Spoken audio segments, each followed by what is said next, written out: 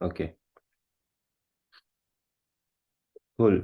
Any questions before we begin the next lecture? Any questions about previous lectures?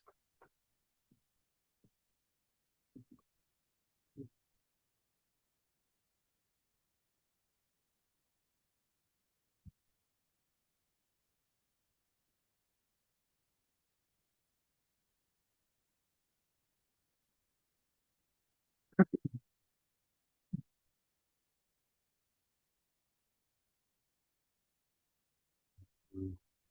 Last 30 minutes of last lecture was a bit bouncer for me. Uh, Last 30 minutes we discussed employees. We build this, right? Uh, we added a few um middlewares from npm, right? Is that it? This Morgan, Express Static, and Express JSON. I mean, go through the video again, maybe slowly at your own pace. I hope others are fine. Others were able to get it. Not for everybody, right? If this is same for everybody, then it could be a problem with the way it was delivered.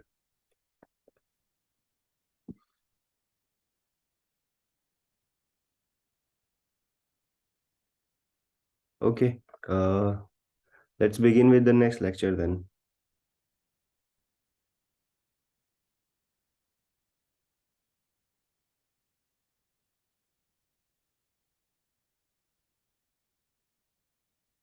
Uh, in today's lecture, we are going to understand databases and why we need them in the first place, and what type of what are the different types of databases available, which one we are going to study, and we'll also look at the difference between two types of databases.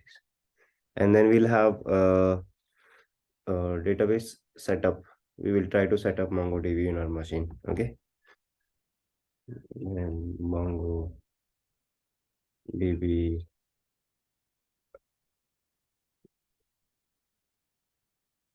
introduction. Why are we, there is a question, why are we not using multer as app.use? Why are we passing it as argument? For multer, we can take the question later. Let's just focus on today's lecture. This is rather an individual question. Others may have not tried that. So let's not use that time. You can stay after the lecture and then we can discuss that. Okay. So I have opened this diagram and we'll go through this diagram. Um, okay, we'll go through this diagram and then we'll discuss why we the whole lecture will be about this diagram only. This is going to be a theoretical topic, so we will hardly code anything today, but this is still important things to know. So all these things that we are talking about will help us in understanding the overall concept. Okay, cool. So first of all, currently which state we are in? We are using a JSON file to store data. Okay, that is this employee.json file. Employee.json file, we are dependent on uh, only on this file. Now, what are the issues or drawbacks of storing data in a JSON file or multiple JSON files if you have different type of data, right? Before you start building your application, you start thinking about what type of data you want to store. Okay, so depending on if you have multiple objects, this is employee object. You could have something other like asset object, or you could have table object, tables, list of tables. So you could have different types of tables. So currently we have only one table in which this is the list, right? not a table, but different list. So currently we have employees list. There could be another type of list as well that we want to store. So you will have to create maybe another JSON file to store that.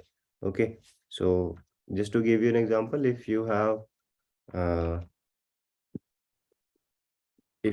let's say, storing assets where you have laptops and uh, chairs or monitors, if you want to uh, store a list of that, so you'll have to create another type of list, right? And which employee currently has that list, right? Sorry, which employee is, so let's say I have MacBook Air M1. This is office laptop, and I want to store all the assets, devices that our company is owning. So I would it could be anything.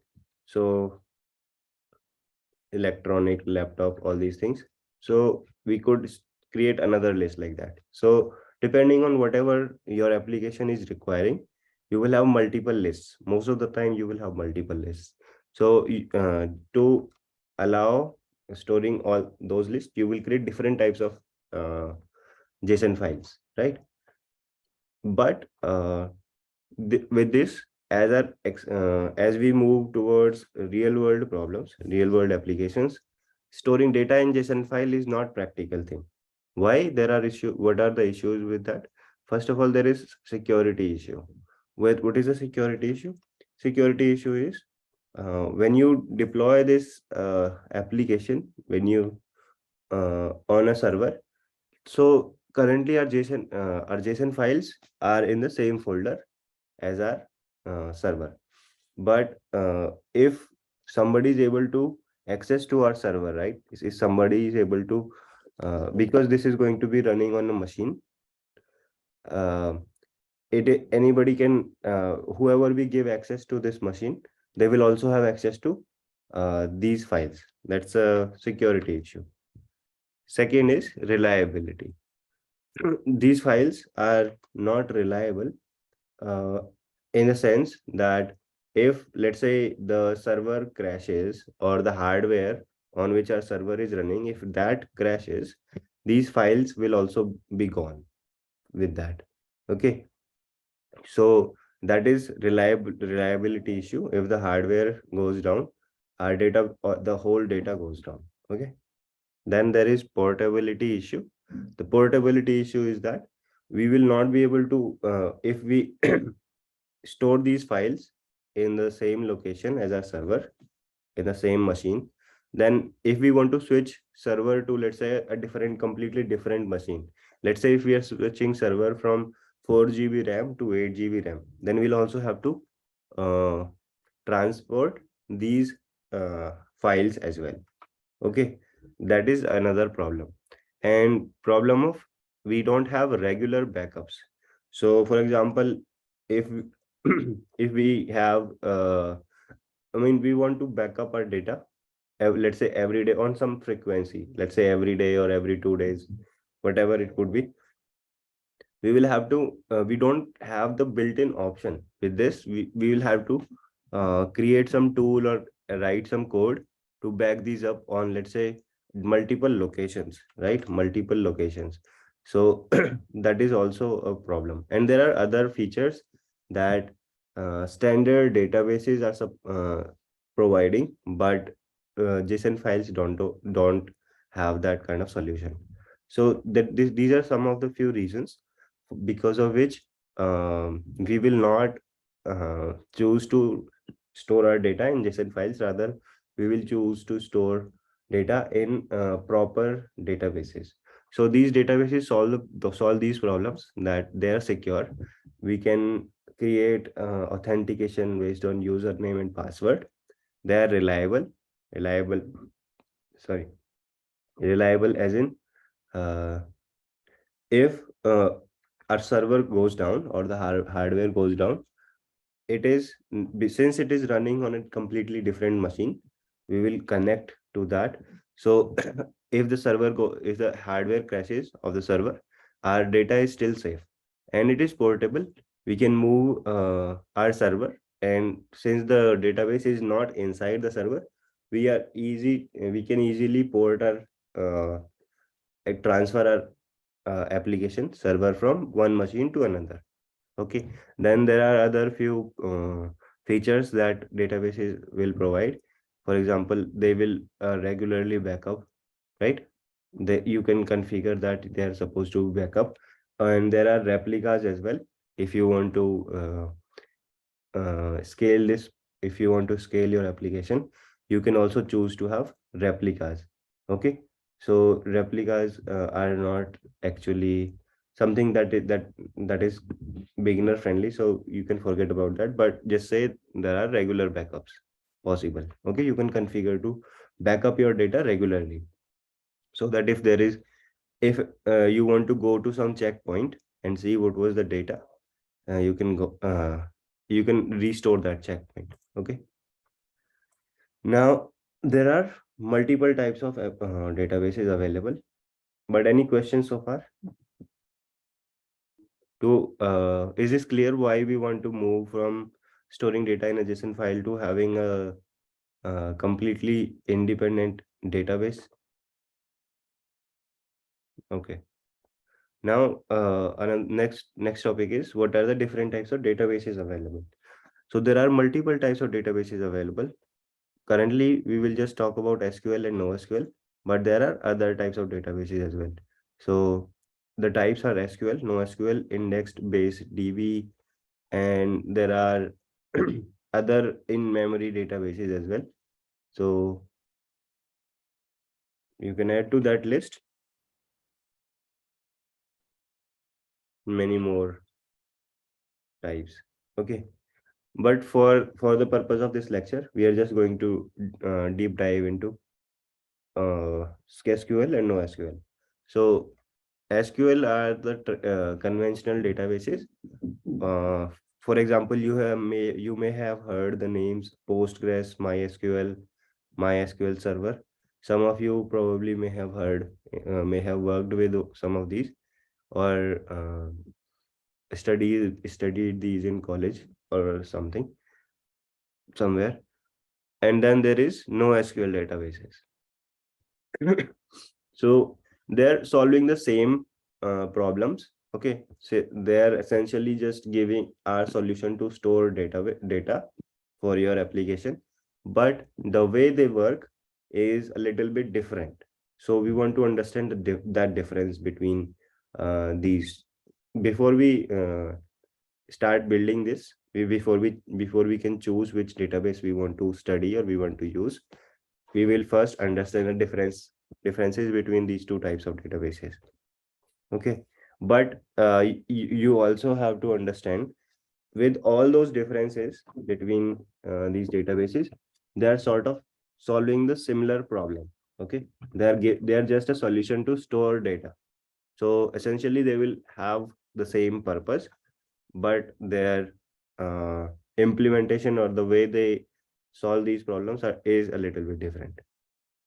Okay, before we get into differences, I want to show you what are the similarities between these databases, how they're supposed to work, and with both types of databases, how is the setup going to change with your server. Okay,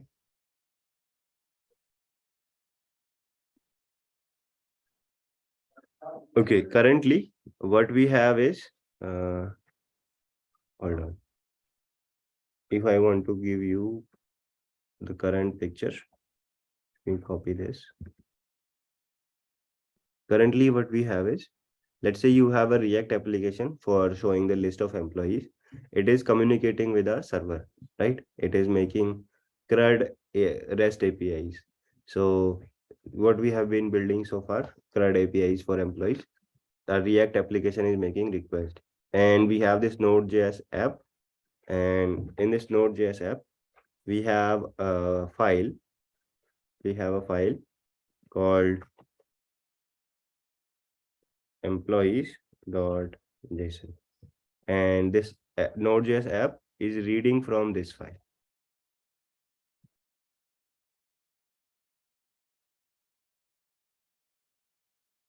REST is the name of the convention with which we are building the APIs, right?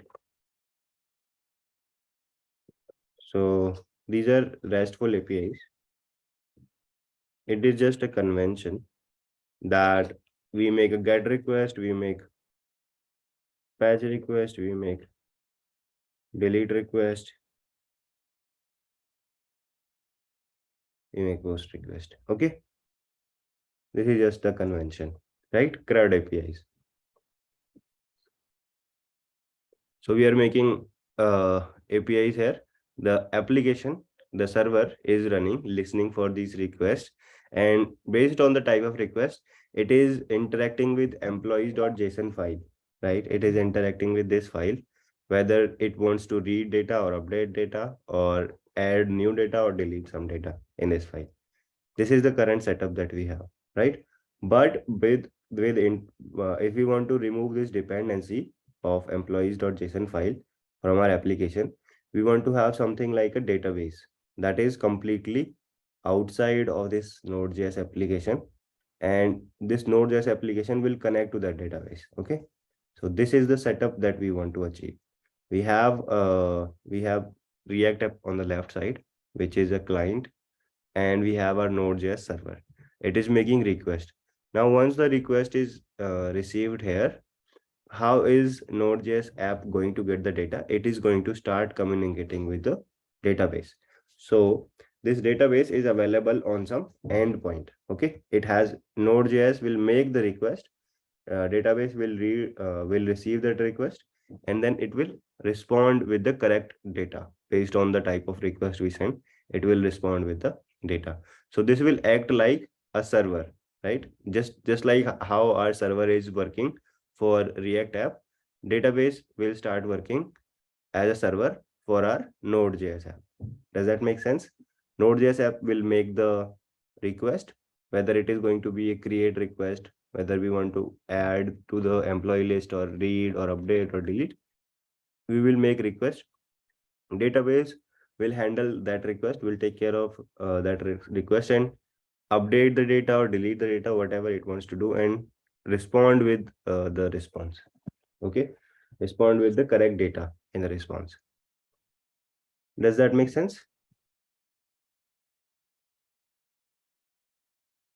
Okay, in this case, our Node.js app will become the client. Okay, in this communication, our application is the client and database is the server, right?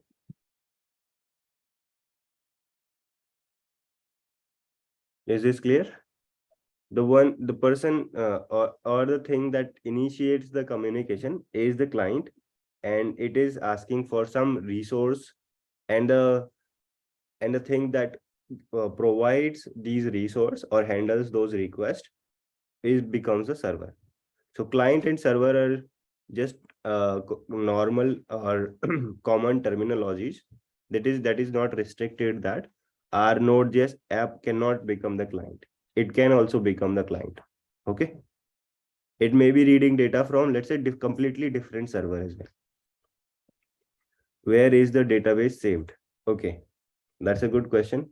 I'm going to come to that part only. Okay, I'll explain that with a diagram. Now, this request, first of all, this request can be of any type. So it has to follow some protocol, first of all. So most of the time, this the protocol, this request happens over TCP protocol only, or some variant of TCP protocol. If I am creating a database, I can create some variant of a TCP protocol, right? So based on the database we are using, we'll have to follow the protocol that database is following. Okay.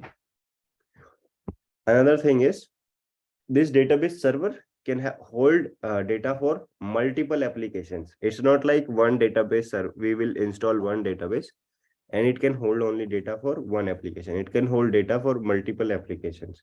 So I'm going to show you in with a diagram how this will store data. Okay. So this is the diagram. Let's say we install MongoDB. if we install MongoDB on any machine, that machine is supposed to have hard drive storage. Hard drive storage as in the storage that can hold the data. For example, our image files, our text files, all those are stored on hard drives, right? Similarly, all of this data that we want to store should persist. It should not be stored in memory, right? So that if the database server is closed or the process has stopped, the data should still persist. Also, RAM is kind of expensive, right? We have 16 GB RAM or 8 GB RAM on our machine, but we have 500 gigabytes or 1 TB of hard drive storage. So we want to store all of the data on a persistent storage, which is hard drive. Okay. So let's say you install MongoDB, then it will have some data directory, some location direct. Let's write this directory. So some directory where it is storing all of its data, and this data is segregated into multiple applications. Let's say you name you create one database for one application, right? So let me change this to PTWeb 8, right? So with this, you can say this is one application where you want to store multiple lists, and this is another application which will have completely different types of lists. And then you can have blog app, right? And you can have sort of another so these are called databases. These four boxes that I have created, these are called databases, and this whole box is this whole data is stored in the data directory or the folder location where we provide the folder location. And this this is all of this is wrapped inside MongoDB server. We call this database server. This is one database, and this is the whole database server. Okay, it can support multiple databases. The number is not finite. You can create as many databases as you want based on some let's say the limit of the storage. The limit is the size of the storage that you are using. Okay, does that make sense? So first of all, this is like a software running on your operating system, MongoDB server, and it has access to your hard drive storage, and on some folder location it stores all of your data for different databases. So you can create multiple databases.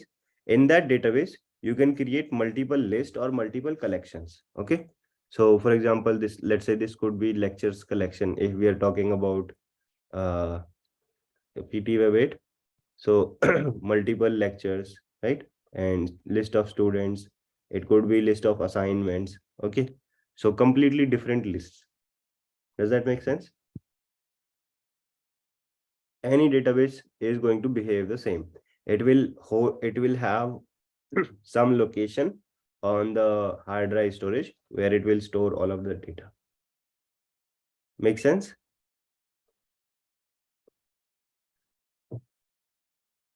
Does this answer your question, Ramanpreet?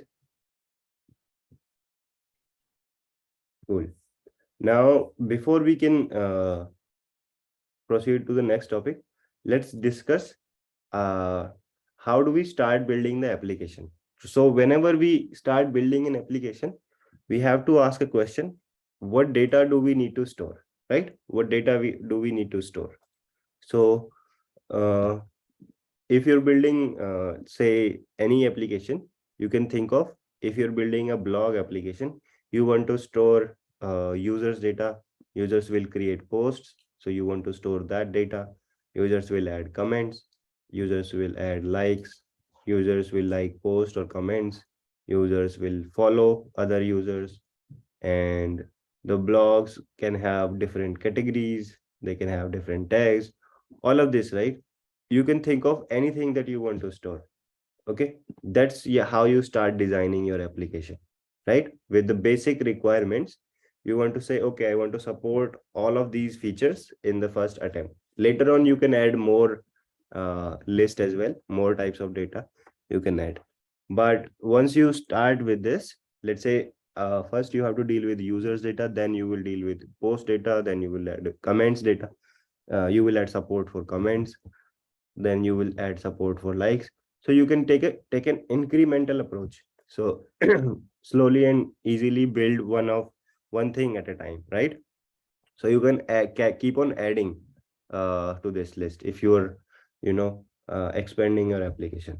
And similarly, on e-commerce application, you will have to start with customers, then you will have a list of products, then you will have a list of categories, right? uh, Categories or cart orders. One order can have multiple order items, list of data for payment, wish list, etc., right? So this is a question that you have to ask yourself. And users, we call these this list that I have created, we call these entities. Okay, so users will be one entity. So if I have to explain this, I will say the word entity means any type of data that we want to store. So users is an entity, right?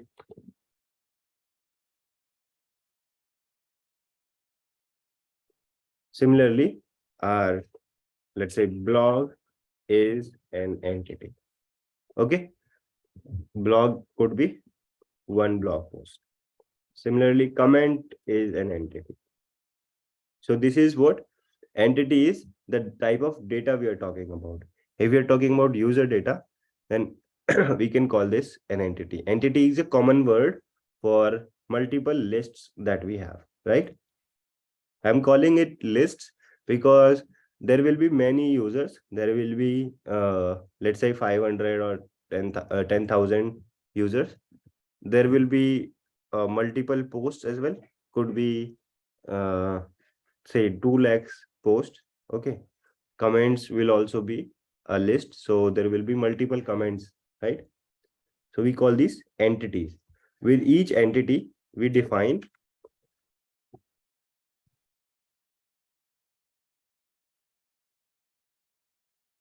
with each entity, we define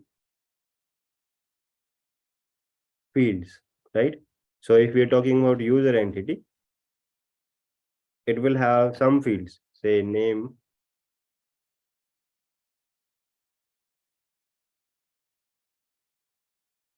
email,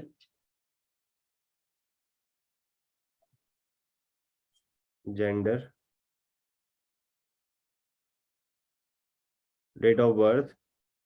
Could be, we could have also a username, something that, let's say, you want to create special username, unique username, and so on, right? When was the user created at, right? All these things. Profile picture, right? These are called fields. So with each entity, we store some fields, right? Does that make sense?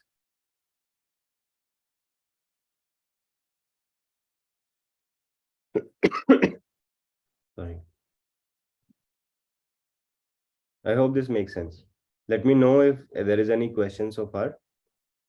Then with this, we'll begin to understand the differences between SQL and NoSQL databases.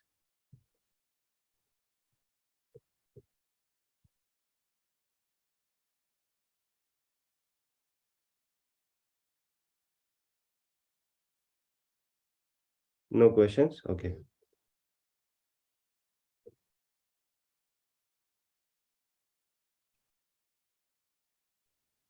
Cool. Then once we understand what type of data we want to store, we start asking question, should we use, which type of database should we use for our application?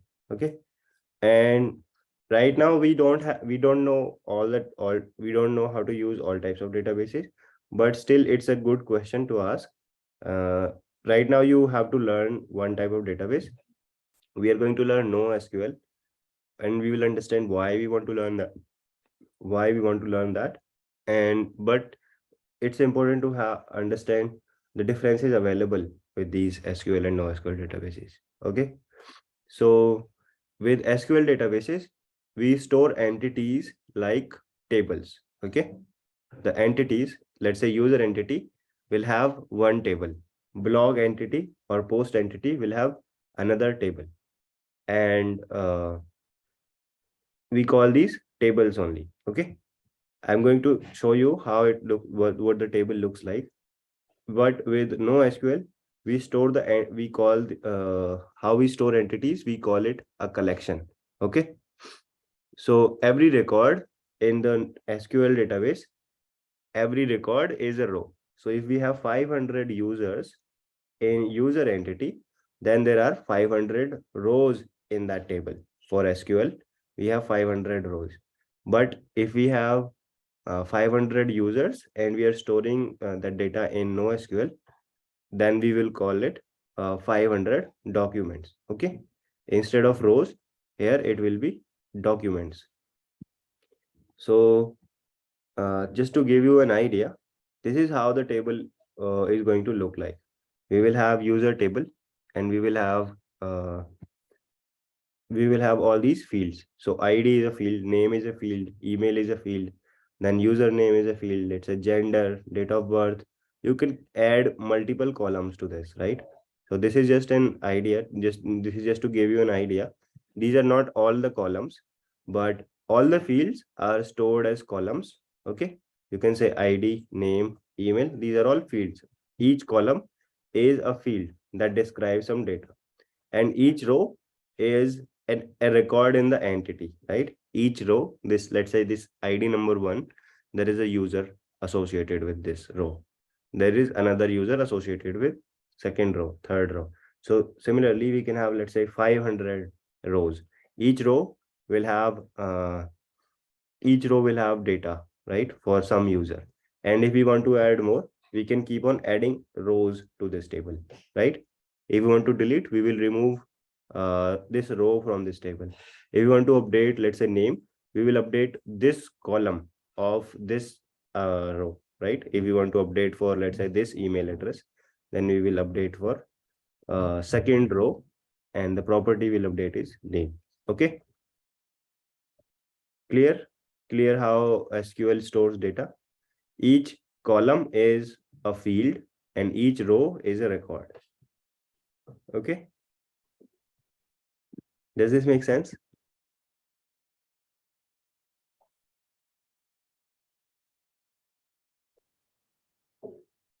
No questions? Okay.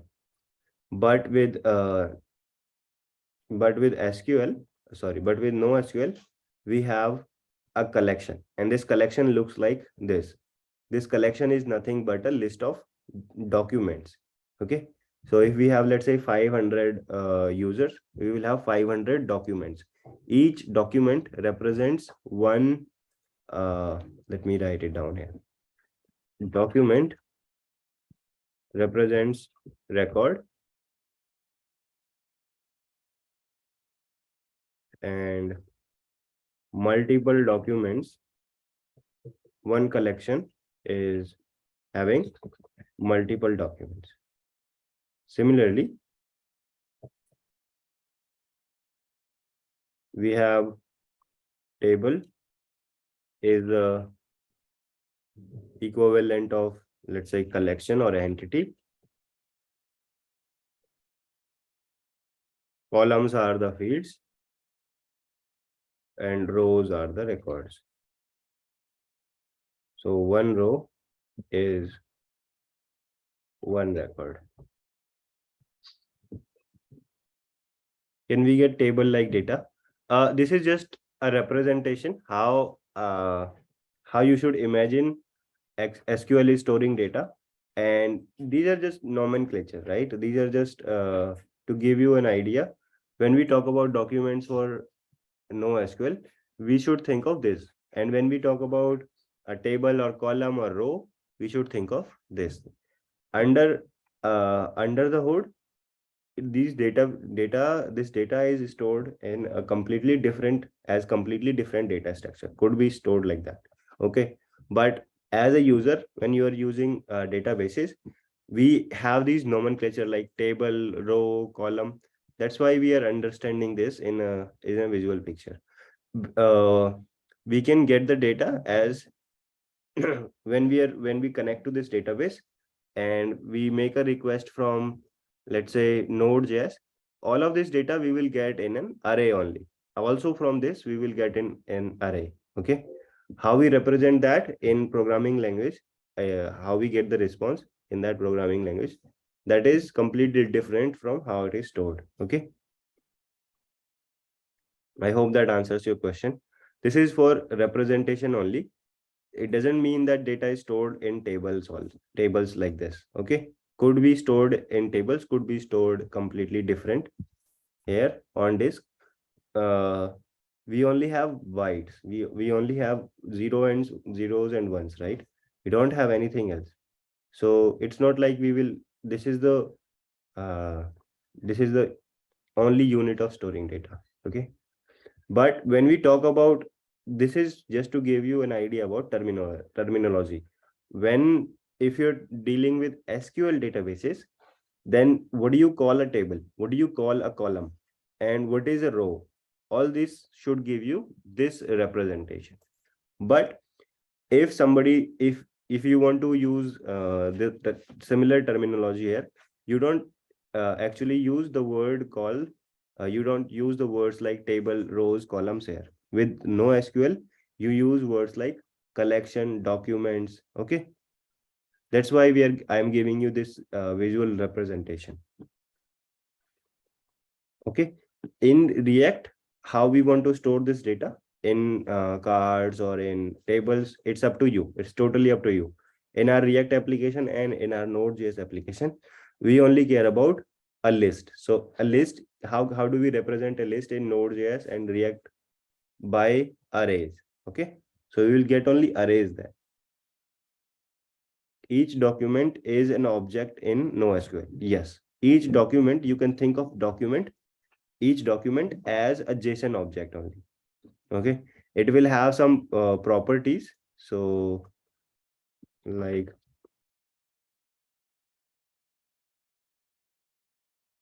name ABC. Okay, this I should also.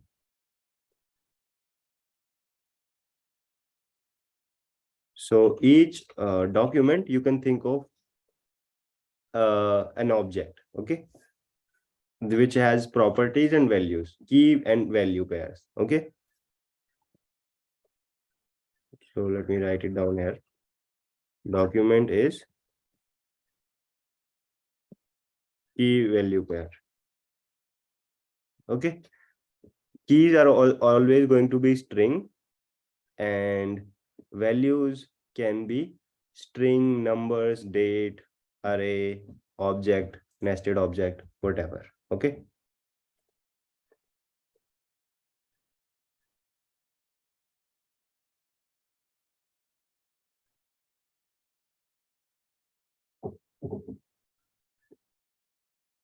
okay, I hope this gives you some idea about how the data is stored in SQL and NoSQL.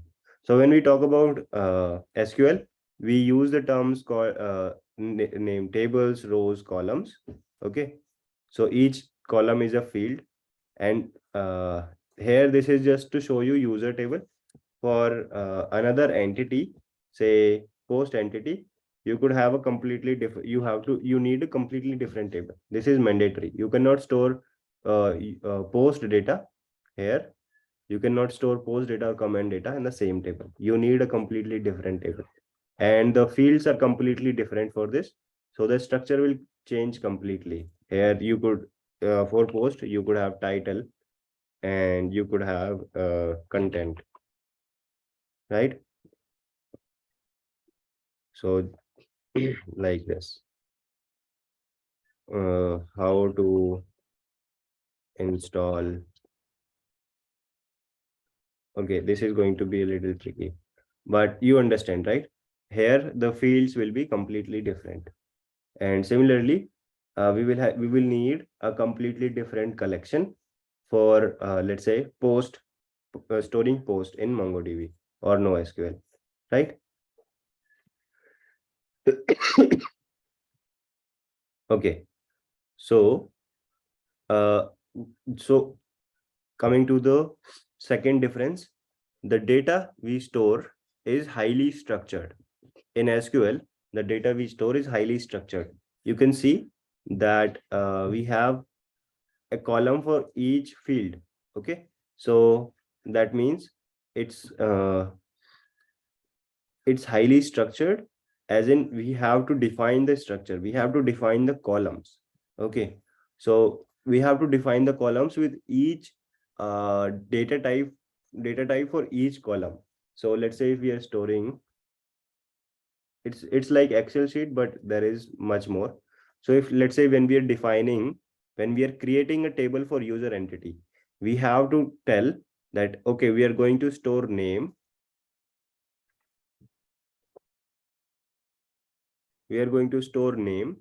and the type of name is always going to be a string, and we have to tell ID, it is always going to be an integer, and email, it is always going to be a string, and this is always going to be a string. This is going to be of type date, this is going to be a string, this is going to be of type date, and this is going to be a string.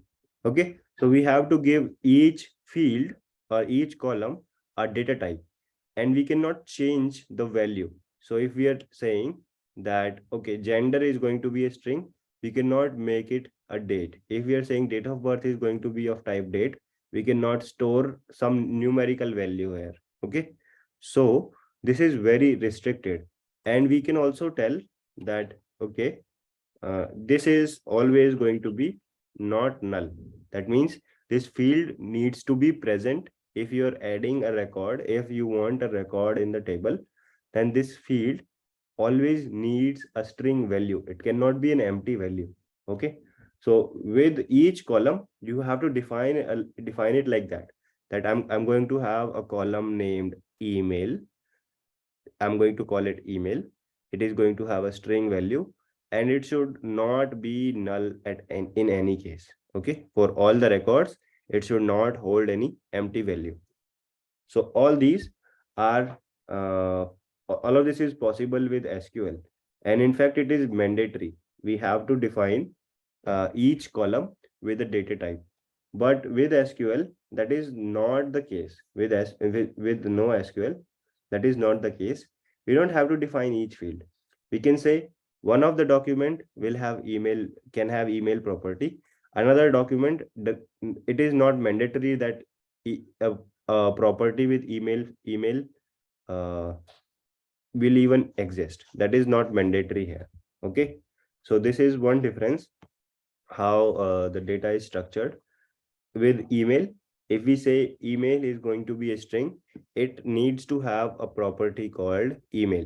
Okay, and if we further give it some restriction like not null or unique, okay, we can even give the restriction of saying that this has to be unique across all the whole list. Okay, so this is how restrictive or how structured you can make SQL to be.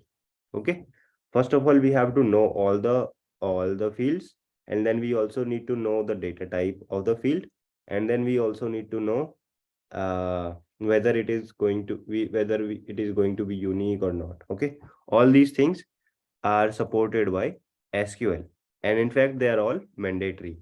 But with no SQL, we don't have to define anything. We don't have to define the fields. We can say I need to have a collection called users, and that's it.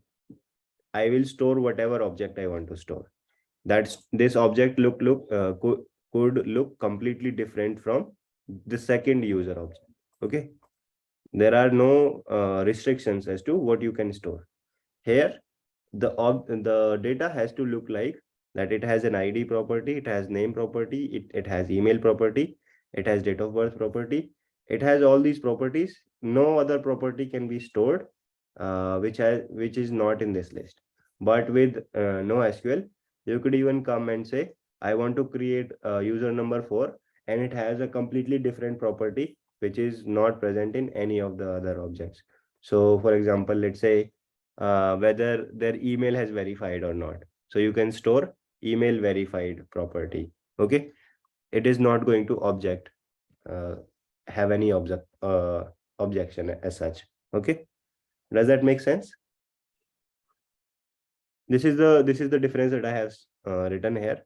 Highly structured, we have to define columns with each column data type. All records follow that data type, right? We can also define if a field value can be null or not null. We can also define whether a field value will be unique across the all the rows. All that is supported by SQL. But with no SQL, we get the freedom that it is completely flexible. You store whatever you want in that document. Only it has to have key and value pairs. Keys should be string. Values can be any data type. Okay. Here, name could be string. Here, name could be present, could not be present, could have completely different data type. Up to you. Okay.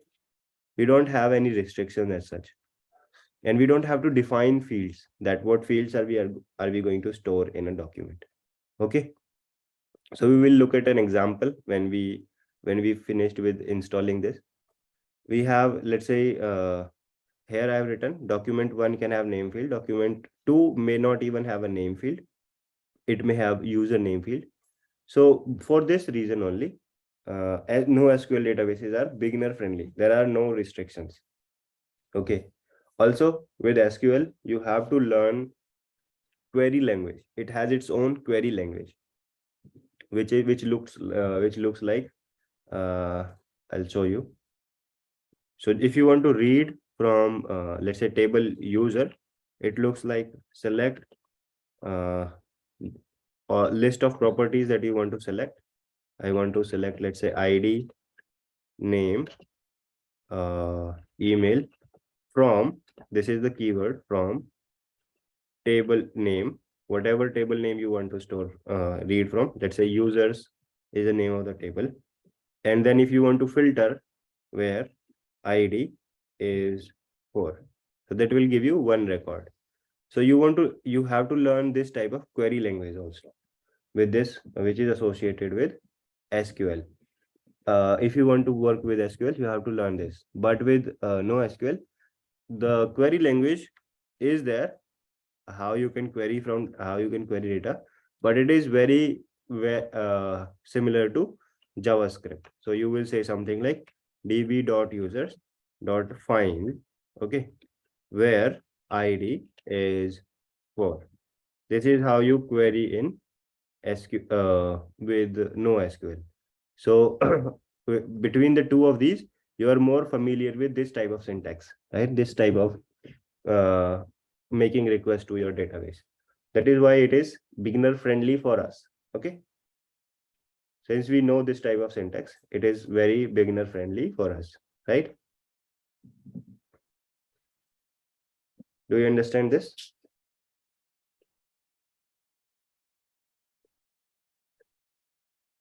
And here we say in which cases is the third difference is in which cases should we prefer SQL databases and in which cases should we prefer no SQL databases.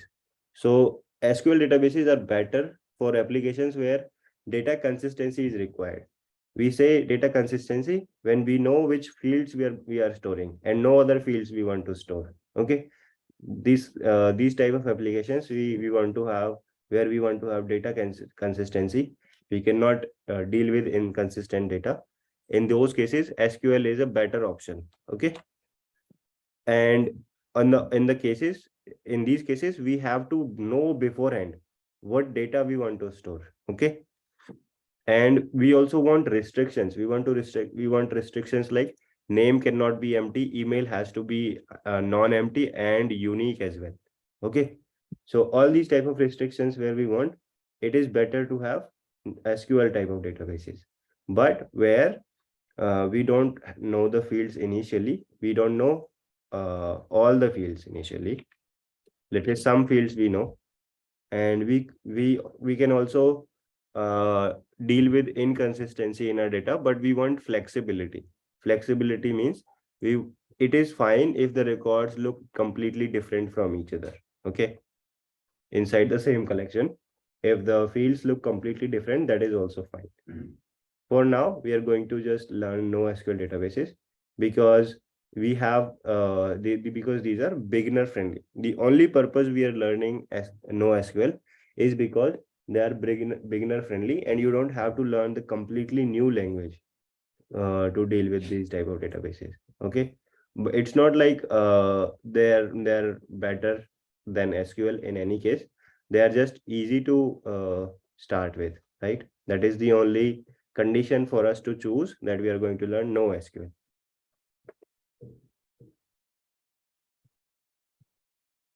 Okay, there is a question by Mayank saying if we have inconsistency in data object, we may face issues in retrieving the data from it.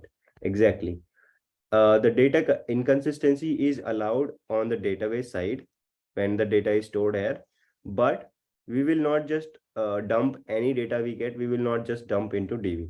The whatever consistency we want in our data, we even with no SQL, right? Even with no SQL, let's say if this is no SQL database, if we want to validate our data before this data makes way into this database, we can add logic over here, code logic, right? And we know how to do that. Rather than learning a completely new language to just have consistent data, we don't want to choose SQL. We say we will choose no SQL, but whatever consistency we want, we can handle in our Node.js application. Okay, then we will make request to the database server. Does that make sense? So this thing that I said, that we don't have to define the fields, right? We have to define the fields here, but we don't have to define the fields. We don't have to define the fields when we create a collection, right? On the database level, when we create a collection, we don't need, let's say I'm creating this lecture collection or student collection. I don't have to define the fields, but what I'm going to do, tell you, what I'm going to show you in the next lecture, possibly when we connect to this database from Node.js application, I will tell you it is better to define the fields for consistency, but we will not define on the database layer. We will not do that on database layer. We will rather do this in Node.js layer. Okay, clear?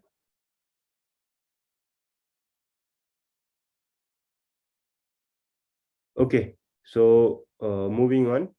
This is any questions so far? Any questions here? Also, this may give you some wrong idea that once the table is defined, we cannot add new fields to a table. That is not at all. That is not the case at all. We can add more fields, right? But we will have to give a values, what is the default value. So let's say the value will not be present for all the existing records. So we have to give the default value for that. Okay. So that default value will be used to populate uh, values for existing records or existing rows. So it's not the don't don't get this impression that once we create a table, we cannot add more columns to it. We can easily add columns to it. Okay, but that is a little cumbersome exercise, and you have to have some experience and learn completely new query language. That's it. Okay.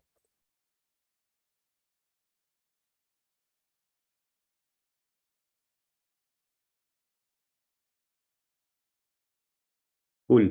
Once since now that we have understood this, I'm going to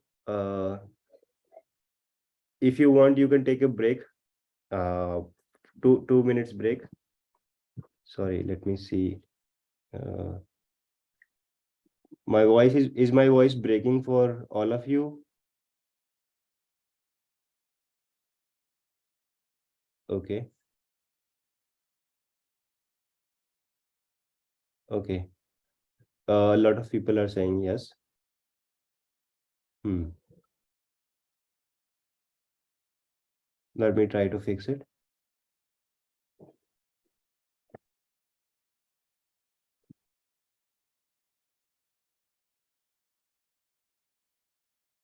Okay. So not 5 minutes, just 2 minutes. So you can take 2 minutes break, and then we are going to come back, and I will have to ask for somebody to volunteer, because in the next second half we are going to install Node.js on our we are going to install NoSQL, which is MongoDB database, on our system. So anybody who wants to volunteer can share their screen, and I will give the instructions how to install MongoDB server on Windows machine. Okay. So let's take 2 minutes break. Please come back by 9:02. So we'll resume after that. Okay.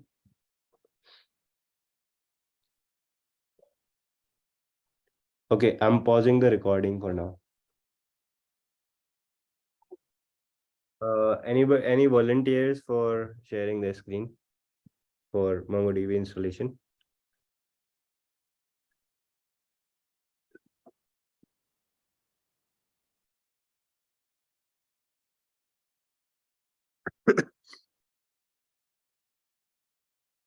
Am I audible?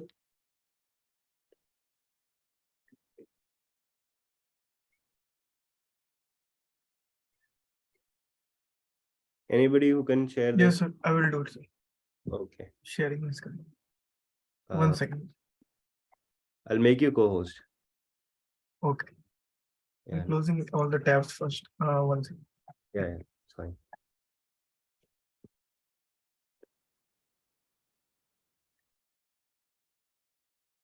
Yes. Sharing screen. Okay. Yeah, all right. So everybody please try to follow along. We'll have to we will all anybody who is using not using Windows, first of all.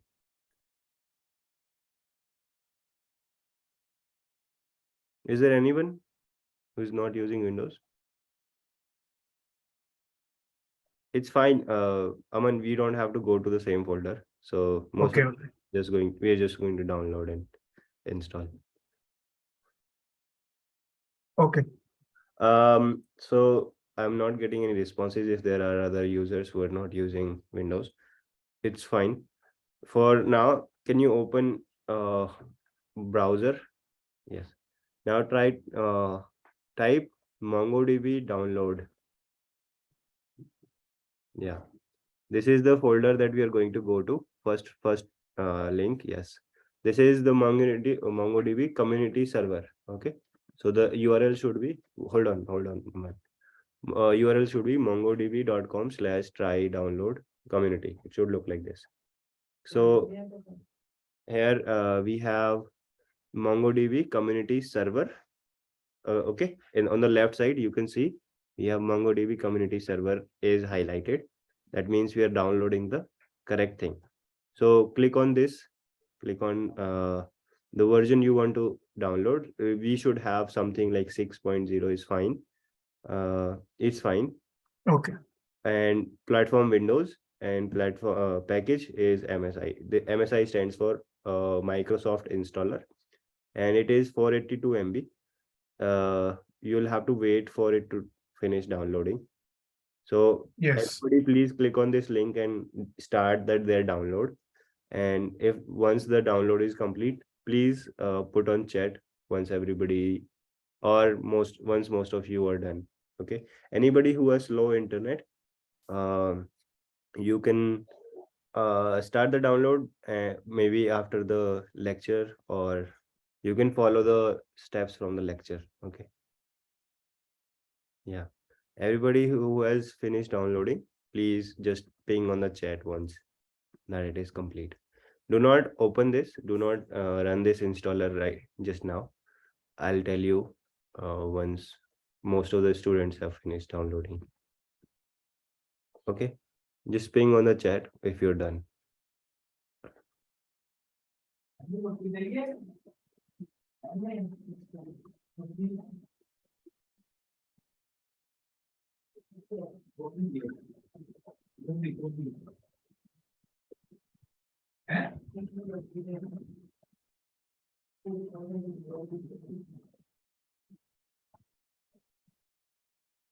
Okay. Anybody else whose download has complete?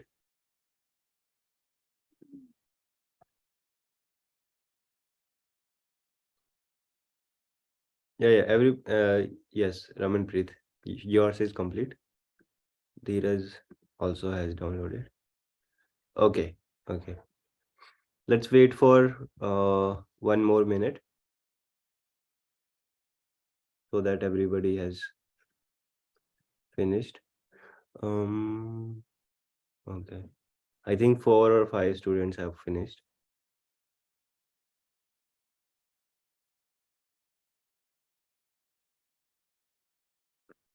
It's fine. We have all the time. So we have enough time to do the installation.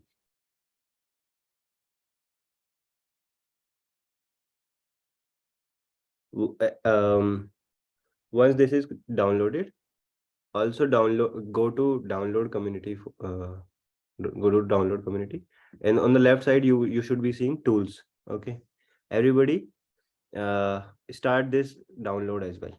Go to tools and MongoDB shell. This is the thing that we want to download. Okay, so click on the download button. Package for this should be zip folder. So we will download the zip folder for this. Okay, these are the only two things that we will download, and then we will install it. Okay, so do not miss this step as well, because it will be required for you to have access to connect to MongoDB. Okay. Okay. Anybody who for whom MongoDB download has just finished, the installer part, when installer, if you're just finished downloading installer. I'm not sure if a lot of people are following along. They may not be even present. Okay. Okay. Anybody who is still downloading, let me know. Otherwise, we'll proceed. Okay. Let's just say one if your download is still running. Okay. I want to see how many students we should wait for.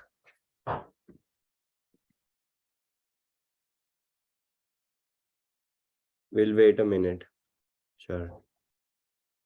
Okay. Download. We are only waiting for one person. Sachin, you can.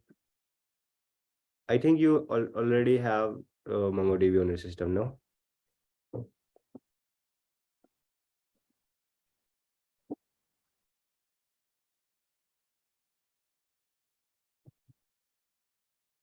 Okay. Okay.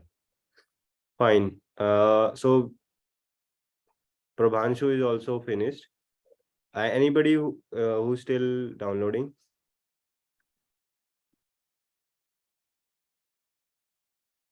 Should we wait for anybody? Let us know. Otherwise, we'll proceed. Okay. Just sure. Okay. Let's proceed now. Can you open the download folder? There are two things that we are going to install. First is the MSI Windows installer file. Double click that. Okay. It should be it should look like this. Okay. Click on next. Accept the terms. Click on next. Now we want complete installation. That's fine. Click on complete. Once you click on complete, you should see server configuration model. And in this model, uh, use the default options, but also note the directory that we are providing. Okay, we are providing data directory. It is in program files, MongoDB server 6.0 data. The log directory, it's fine. Just don't need to open this. Yeah, you can paste it here if you want. Paste it in Notepad, or it's fine. We will anyway get access to this. So Okay. yeah, just make sure that you know where you're getting the same location or not. If you're getting a completely different location, then the steps may vary for you. Okay, so click on, just if this is varying, then only note it down, otherwise it's fine, I'll tell you what to do. Click on next and install MongoDB Compass. You should keep it selected. We will not use it heavily in this series. How to choose complete or custom? By clicking on complete. Click on complete. Okay, also reach the step and let me know if you reached. So keep the install MongoDB Compass option checked, because you may need it. We are not going to use it too much, but I'll show you how to use it anyway. Okay, now everybody on the same step. If you click on next, the installation will begin now. Yeah, click next, install. Okay, so it will take around 1 minute to complete. This is just expanding files in the folder, program files folder.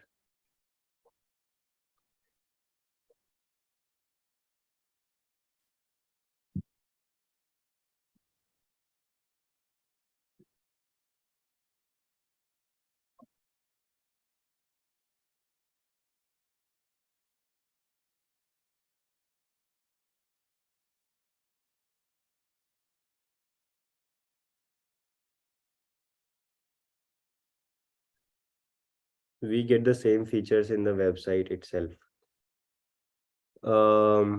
Which feature, which website?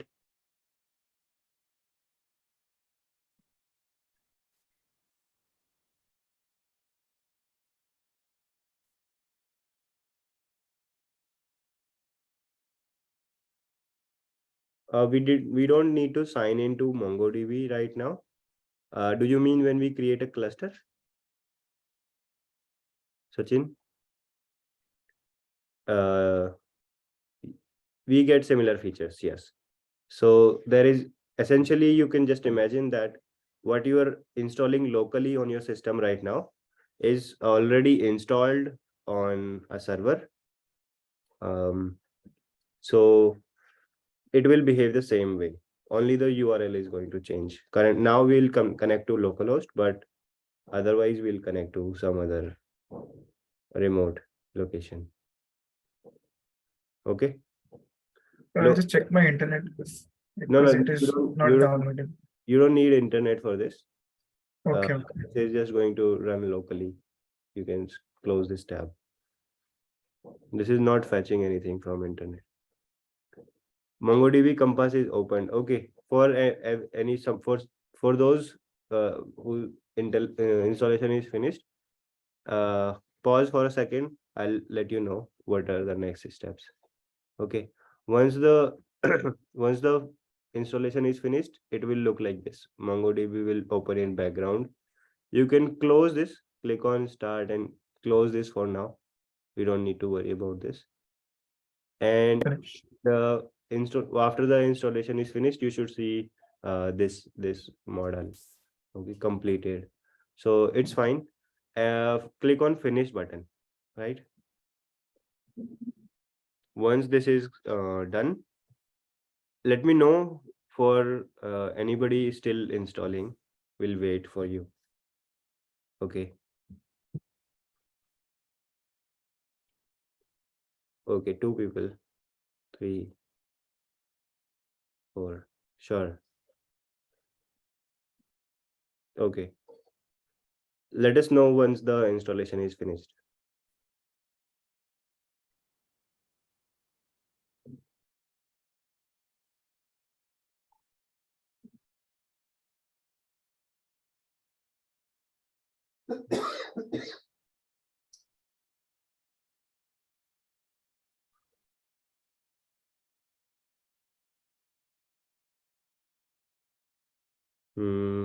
Okay.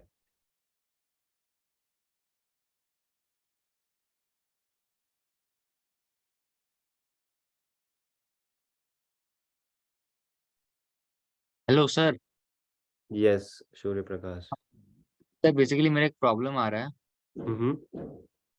Sir, ये पता नहीं corner side में चला गया install होने के बाद दिख नहीं रहा है। एक बार स्क्रीन शेयर करने का परमिशन देंगे?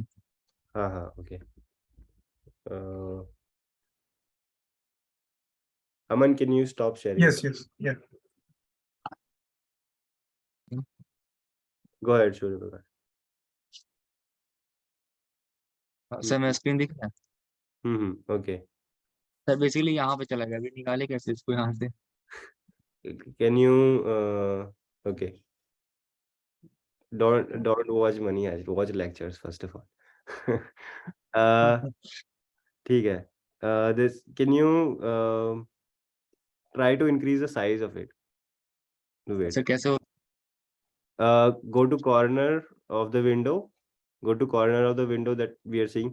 We are seeing just a little bit, right? Try हाँ to. ये हम कर रहे हैं। अच्छा नहीं है. एक काम करो, इसको राइट नहीं उसको इसको राइट क्लिक करो. नीचे टूल बार में ही राइट क्लिक करो. Close window? नहीं.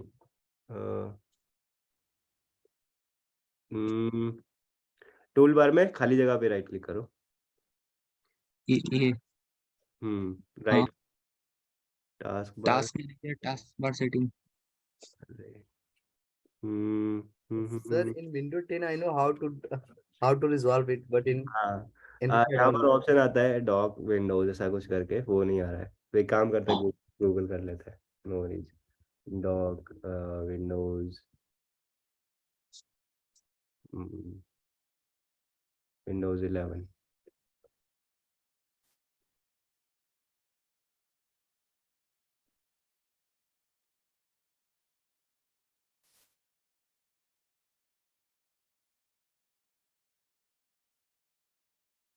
एक सेकेंड.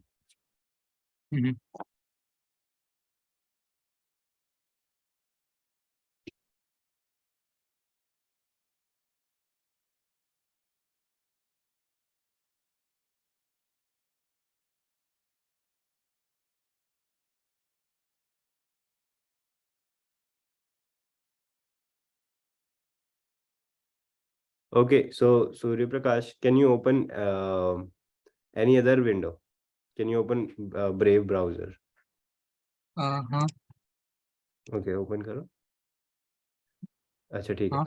इस पे टाइटल बार पे राइट क्लिक करो खाली जगह में. टाइटल का यहाँ पे खाली जगह में कहीं पे भी नहीं. हाँ न्यू टैब के जस्ट साइड में ही कर दो. हाँ यहाँ हाँ। पे राइट क्लिक करो. अच्छा ये वाला? हाँ ये कर दो.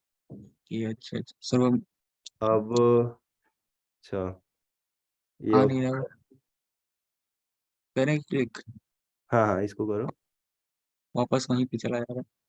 ठीक है, एक काम करते हैं. Mostly MongoDB installation is done right, तो तुम ये क्लोज कर दो. we don't need to do anything, so close this. ठीक है, fine. Follow the next steps. Okay, just that. Nothing okay sir. needed to be done. We just needed to close the window anyway. Okay. Aman. हाँ. क्या करें sir जी? कुछ नहीं करना है अभी. नेक्स्ट स्टेप बताते हैं. ठीक है. Okay sir. हाँ. Aman, can you start sharing? Yes, yes. Okay. So the next step is we have to expand the zip file that we downloaded. Open this. Yeah, you can open this. Click on bin folder. Open this. Copy these two files. Okay. Click on copy. Go to program files. Everybody go to program files. C location program files. This one or this one? First one, because that was the folder. First one is the folder where we have installed MongoDB. You should see a folder called MongoDB. Yes. Everybody has this. Sir एक बार steps वापस से बताइए एक बार. Okay, just open this file, zip file that we have downloaded. You have downloaded zip file, right? हाँ. Go to bin. हाँ. Copy these two files. हाँ. Now go to program files, C folder, C local drive. Go to program files. Program file. Open MongoDB. You see MongoDB folder.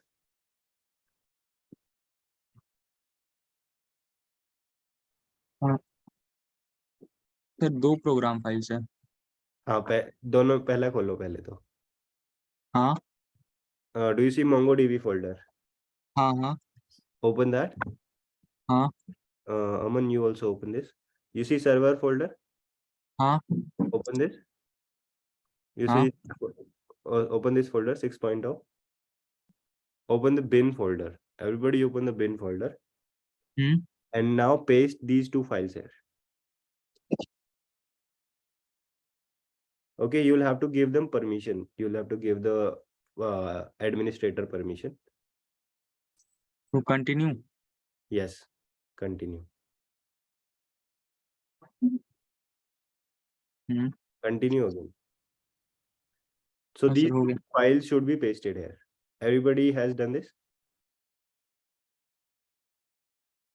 Okay. All right. Anybody who is still facing any challenge in this step?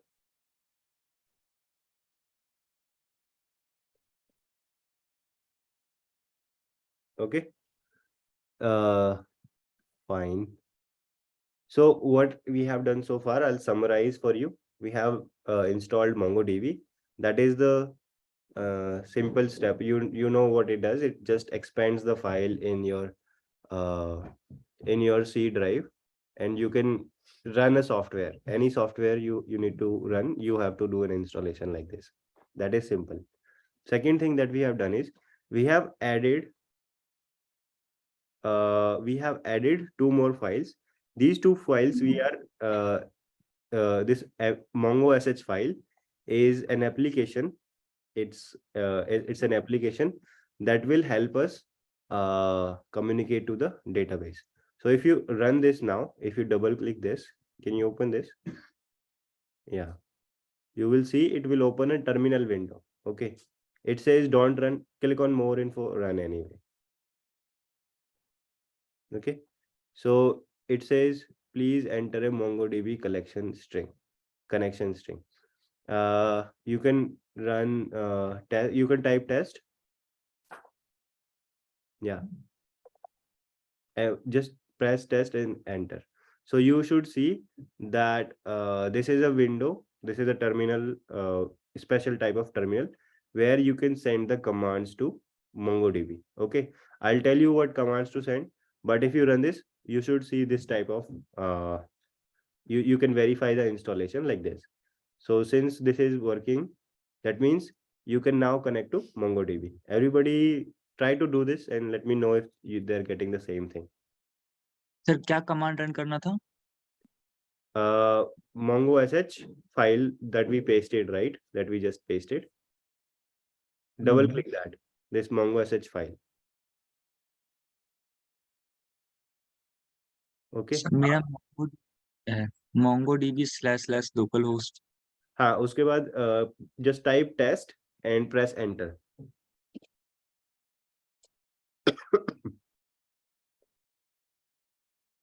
Okay. You're saying the same thing, right? हाँ sir. Okay.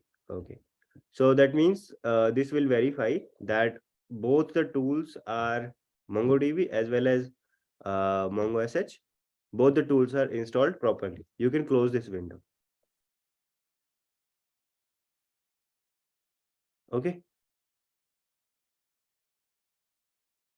Now there is just one last step that we have to do. Can you open VS Code any terminal at all? Now we want to be able to run Mongo sh command directly from here. We don't want to open type Mongo sh and press enter. You will see this error, command not found. So we have to fix this problem so that we don't always have to open Mongo sh. We don't have to run Mongo sh application from that folder. we don't have to go to that folder every time we want to run MongoSH. We want to be able to run MongoSH from command line from anywhere. So how we do that? If you have any executable file, can you close VS Code? You don't have to close VS Code. You can just close the terminal as well. Okay, it's fine. Yeah, you can click on delete button. This will kill the terminal. Right. Minimize this. So any file like this MongoSH, if you know that these are very important files for you and you want to be able to run these files from terminal, what you have to do is you have to tell Windows that this is the directory where if I type MongoSH, this is the directory where this is present. Okay, everybody understand what I'm saying? If you have any folder where this application, any type of executable file is present, which can be run from terminal, right? We don't want to open this by going into this folder every time. We can just tell Windows that, hey, whenever I say MongoSH in terminal, go in this directory and run this application. Okay, this is what we are going to instruct Windows. For this, we need to change the path variable. There is a path variable. We need to change that. So path variable is the variable where we have the list of all the folders, okay, where Windows should look for a program. So Windows should look for MongoSH program in this file, in this folder. So we can change the path variable. To do this, just click on search button if you have search button, or just open the start menu and start typing path variable. Okay, in this you should see no, you don't have to write the whole thing. Just if you even just type path, you should see this option. If you don't see this option, you can instead you can type environment variable. Okay, so edit the system environment variables is the setting that we want to change. Okay, everybody open this, click on this.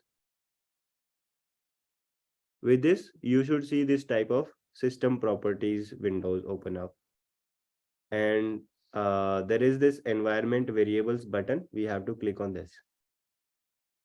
Now with environment variables, there are two sections for this. First is the user variable. Okay, then second section is system variable. You can see the header for each section. First section says user variable for a month, second section says system variables. Okay, both of these have a variable called path. First section also has it, second section also has it. Okay, what we want to do is we want to change it for system variables. So changing it for system variables will enable for all the users. But if you want to just change for only your user, then you can also change the first one. Okay, just to get the same experience, let's just click on path variable in the system variable or the second section. Okay, now once you click on this, you can click on edit button. Okay, this lower edit button. Yeah, in this we will have to add a new entry. So to add a new entry, just first of all copy the location. Okay, go to the bin folder. Yes, now click on the empty side. Okay, you have to click on the empty side here and copy this, or you can just right click this. If you just right click this, can you right click the address bar? No, not this address bar. You will see copy address. Okay, copy address as text. So this is fine. Once the address is copied, you will just have to click on new button and paste here.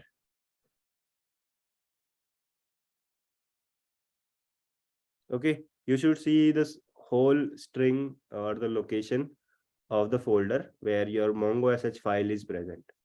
You should see this. Press enter and press OK. Yeah, press OK button. Press OK button again. Everybody has done this. Anybody facing any issue with this? Press OK button. With this, the whole setting is complete now. Okay, you can also close this, or yeah, yes, for Linux users these do not apply. I'll send you a link probably to an article where you can start which you can follow to install MongoDB. Okay. So Aman, the reason why you are not able to run Mongo SH is because Yes. you'll have to uh, close VS Code first. Okay. Okay. Close VS Code, start another instance. You can start terminal or you can run from anywhere. So anything is fine. Now open terminal and verify that the last step worked. No, just click on control backtick. That's it. Okay. Now type Mongo SH. Yes, Okay. it's working. It should work, and by default you should see this this text. Okay. Everybody getting the same response. Now you can run Mongo SH from anywhere. Okay. Thank you, Aman, for sharing and Yeah. Okay. volunteering. From here, I'll take a look. Okay. Okay. So I'll share my screen.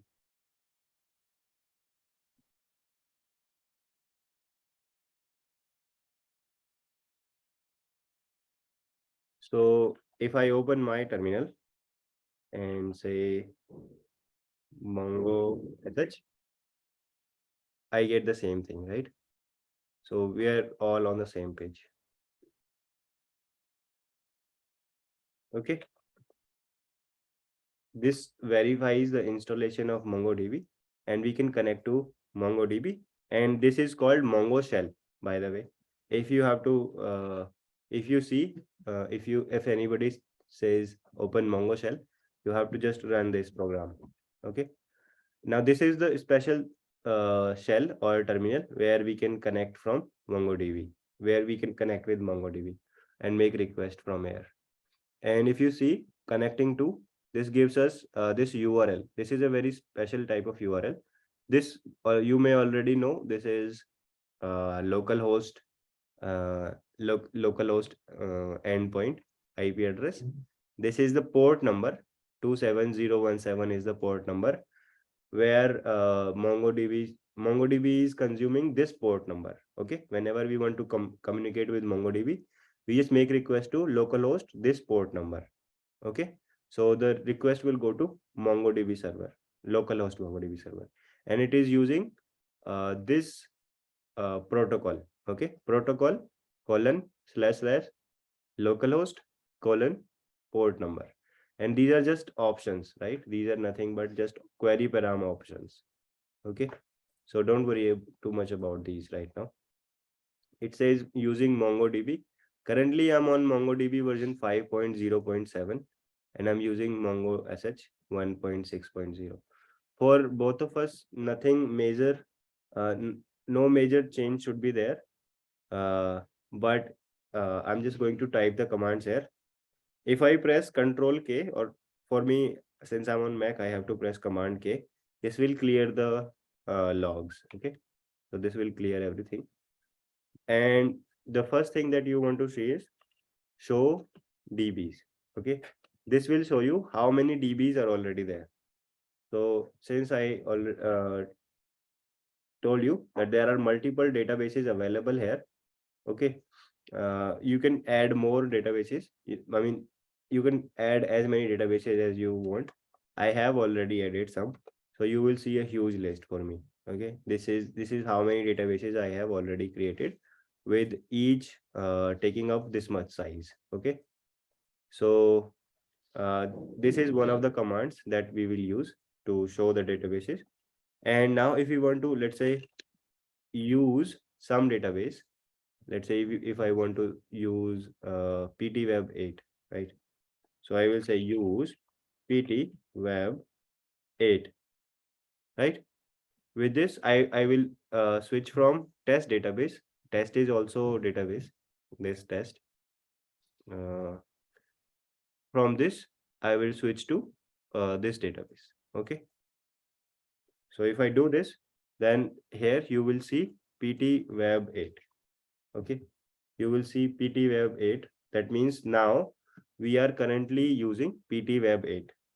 Okay.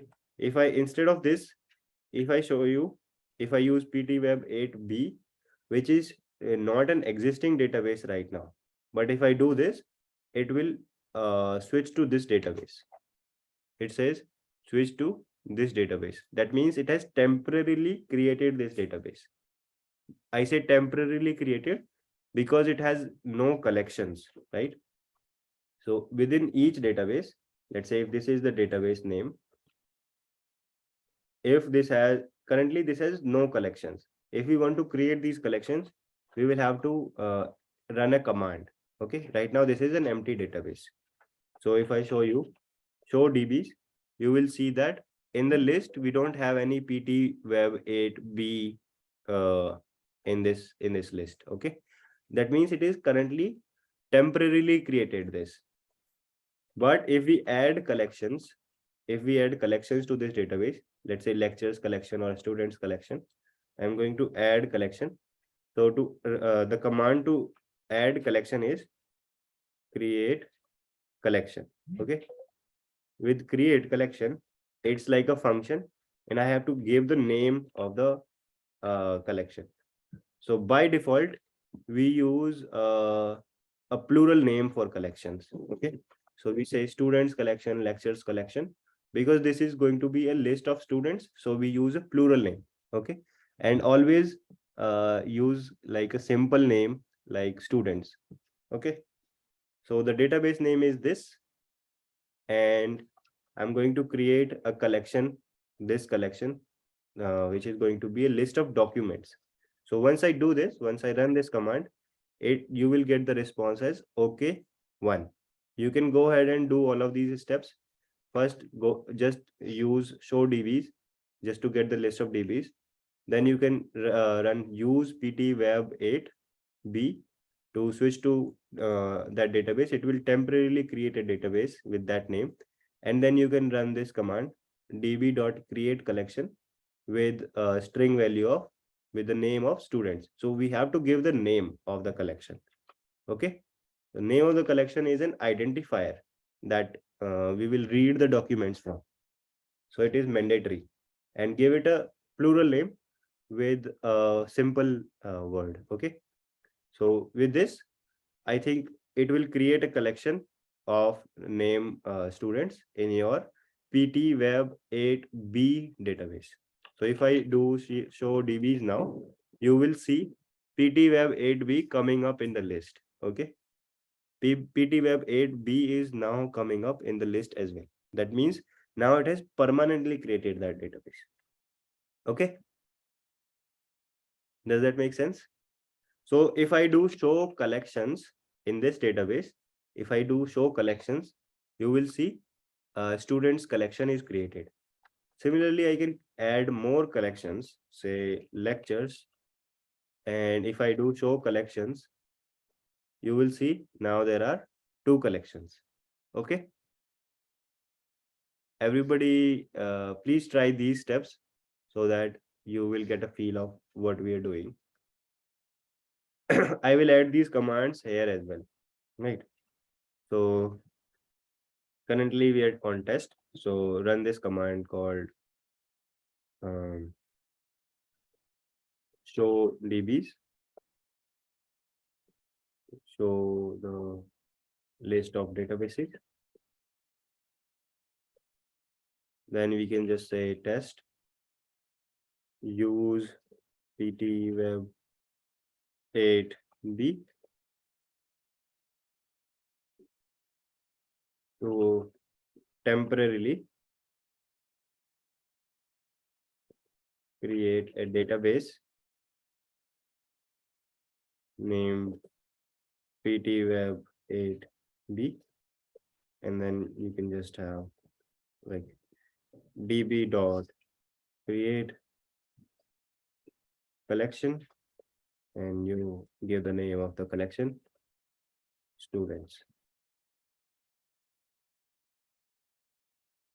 Create a collection in PT Web 8B database. Okay.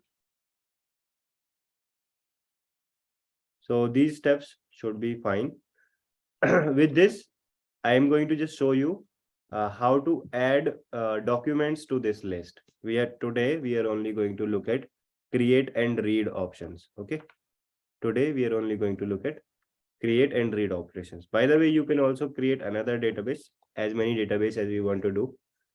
And if you want to delete a database, db dot, I think, drop database is the name of the function.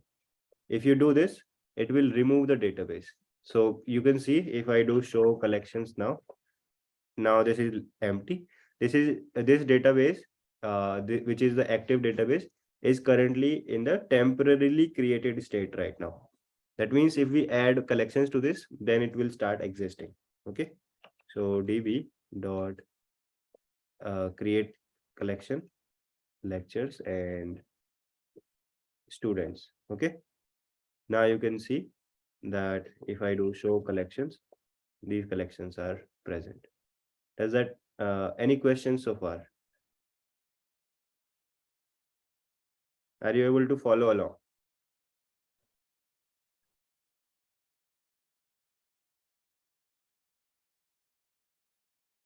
Okay. Cool. With this, we can start adding to this students list. Let's say we are currently in this database. This is the active database. We want to add to this collection. So the way we do this, we say db. db means the whole db. This db, currently active db, dot the name of the collection. So name of the collection we want to modify is students collection. And for now, I'm just going to say find. Find will give you all the documents present in this list. Okay. So if I do db.students.find, currently there are no documents here. Okay. So this is an empty collection right now. We have not added into this collection. So let's start adding. We say db.students dot, we say insert. Okay. Insert is the function which will allow us to add documents to this collection. So I am going to just pass an object to this. Insert takes an object. Okay. Insert takes object, the object that we document that we want to store. And each object has key value pairs. So I'm going to say name, and I'm going to say Varun Mishra, right? This is the name of the person or the student that I want. This is one property is name, and this is the value. Okay. And I'm just going to say enrollment number, right? Enrollment number. I'm just going to give a value of string here. So 5, 6, 7, 8 is the value. One property is name, another property is enrollment number. The third property is, let's say, gender. And I'm going to pass a string over here, right? Let's say I'm going to give date of birth. Right now, I'm just giving you different data types. So string, integer, again string. Here, let's add date. So we'll say date. I'm not sure if it is going to work, but let's try. We don't say new date, we say date, and 2000, let's say 2 0304. Let's see if this works. And I'm going to say I'm going to also add a property called verified, right? And this is going to be of Boolean, type Boolean. So, okay, this date of birth. Okay. I forgot to add colon here. Yeah. So it says acknowledged true, inserted IDs 0, and this is the ID that is inserted. Okay. This is also giving me a warning, so we can ignore this warning. It says collection.insert is deprecated. Use insert one or insert many. Okay. How can we add this data through JavaScript code? We will come to that part, Ramanpreet. Okay. We will come to that part. Don't worry. For this, we will use a library, and we have a dedicated session for this tomorrow. So right now, I'm just showing you how to communicate to your MongoDB database server with Mongo shell. Okay. So you see, we did not define these properties anywhere. We did not define name, enrollment number, date of birth, verified. So if I just show you how to, if we read from this database, you will see this will give an array this time. Earlier, it was giving an empty value, but now we are getting an array. And inside that array, we have one document. Okay. So in the students collection, we just inserted one document. And if you can verify the field values. So enrollment number, gender, date of birth. Date of birth is coming as February 21, 2023. For some reason, it is not taking the correct date. This I'll have to fix. Okay. We can fix this. For now, we can just make it as a string, but fine. It is anyway string. And verified, you see, is true. Okay. So we have inserted one document, right? We have inserted one document in the student collection. So here we also get underscore ID property that we never defined. We never inserted this property. Where is this property coming from? This property is the property which MongoDB internally keeps to uniquely identify each document. Okay, so this is the document ID. In the students collection, this is the document ID, and this is like a random random bunch of characters created by MongoDB only. Okay. So we can use this as well to easily identify each document, right? So db.student.find, inside this, if we have to say find one, okay, then we can pass the property of this value, and we can uniquely identify one document. So instead of giving you an array, this is going to give you one document. Earlier with find, we were getting an array, but with find one, and we pass the value here of the ID, document ID, we will specifically get this document. Okay. So for today's session, this is it. In tomorrow's session, we will talk about different operations that are supported by MongoDB. Currently, yeah, I will upload the recording by 10:30. I will upload. Okay. On Friday I was actually traveling, that's why I forgot. But today I will upload very early. So in tomorrow's session, we are going to talk about different operations that MongoDB supports. We are not going to go to VS Code and build connect to database just yet from Node.js server. We are not going to do that in tomorrow's session.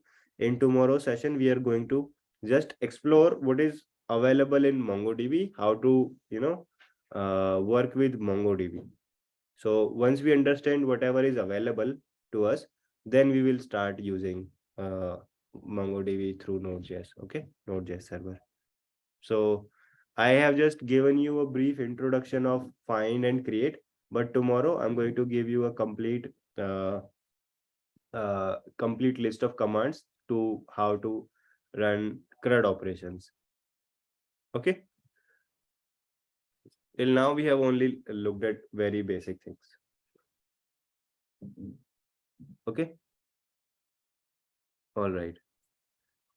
Okay, so this is it for today. I hope you enjoyed today's session, and I'll just commit this code. I don't need this one. I'll just commit this code, and let me add the list a diagram as well. This may be useful to you. So I'll export a link to this diagram. Add it to here. Board link.